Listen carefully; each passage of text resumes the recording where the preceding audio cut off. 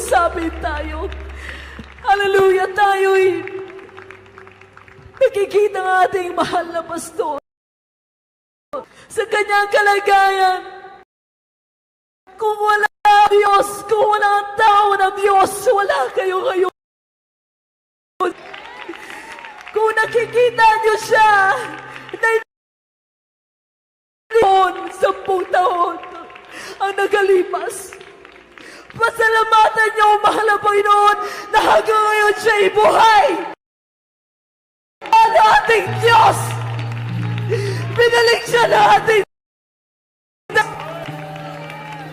Magpapasalamat tayo, mahal na pastor.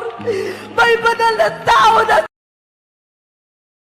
ng buhay niya upang manalangin araw at gabi. Araw at gabi.